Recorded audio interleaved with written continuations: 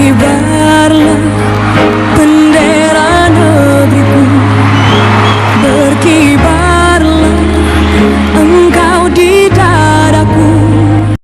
Sebelum lanjut, mohon dukung channel ini dengan subscribe, like, dan share. Terima kasih.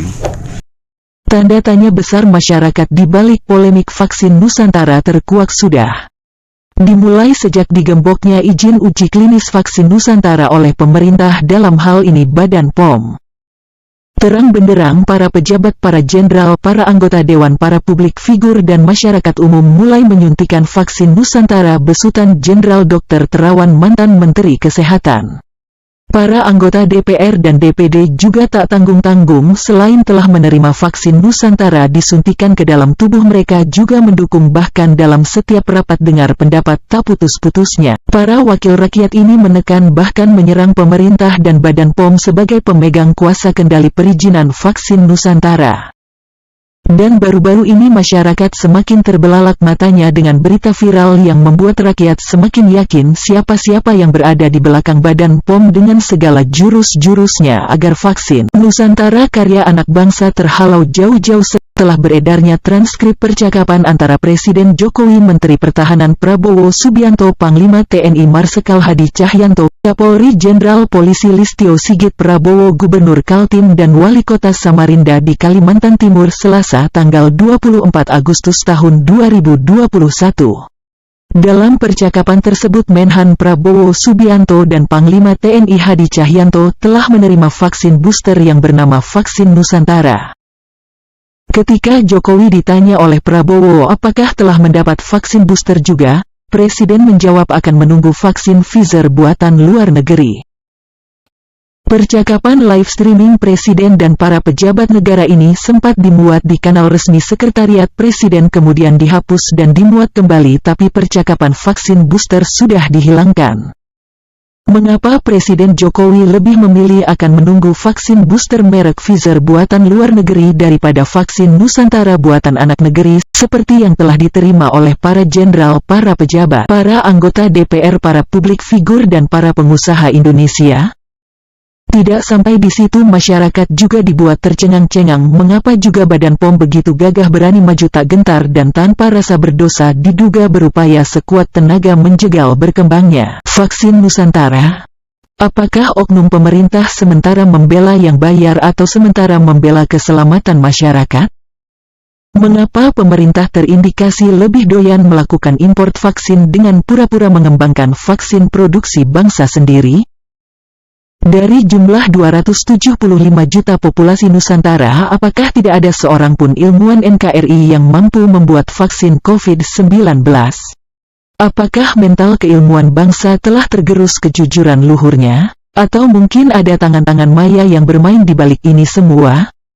Sejauh ini telah lebih dari 70 triliun rupiah uang rakyat yang bersumber dari hutang yang telah mengalir deras ke luar negeri sebagai devisa out hanya untuk membeli vaksin impor. Apakah vaksin saat pandemi telah dirubah menjadi komoditas bisnis yang menggiurkan besaran marginnya? Jika pandemi ini akan berlangsung selama 10 tahun, berapa devisa negara akan terbuang ke luar negeri dan berapa rente komisi yang akan diraup oleh para mafia vaksin Indonesia Raya? Siapa-siapa saja yang akan kebagian kue haram ini?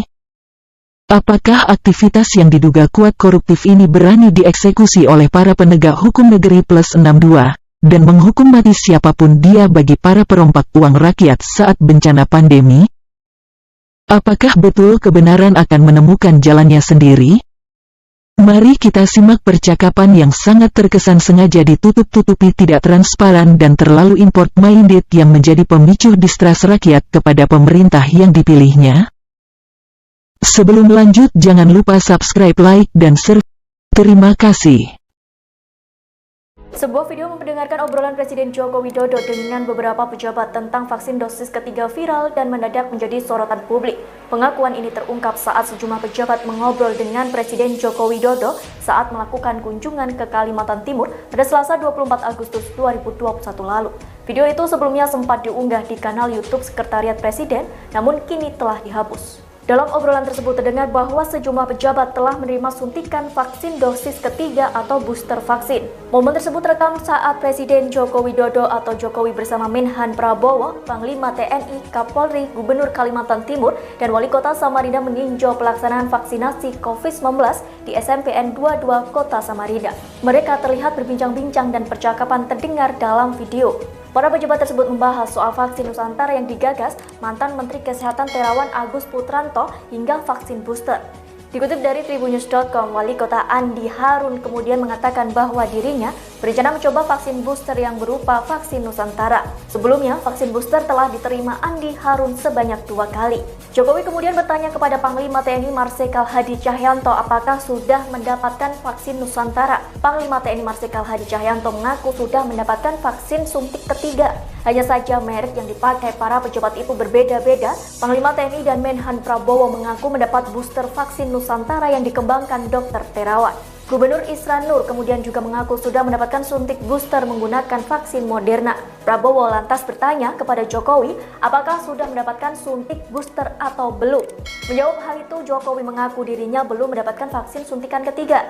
Jokowi memilih menunggu untuk mendapatkan vaksin ketiga yang saat ini baru diberikan kepada tenaga kesehatan atau nakes. Sejumlah media kemudian memberitakan percakapan tersebut. Tak lama video live streaming itu dihapus. Kemudian diunggah ulang, tetapi video sudah diedit dengan menghilangkan percakapan soal vaksin booster tadi.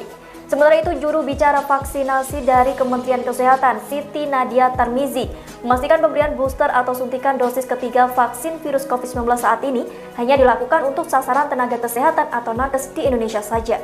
Nadia menegaskan vaksinasi booster diberikan sebagai bentuk upaya menekan laju penularan virus corona terhadap kelompok rentan tertular seperti nakes di Indonesia. Sementara wacana booster untuk masyarakat umum masih dikaji dan berpotensi baru terjadi pada tahun depan.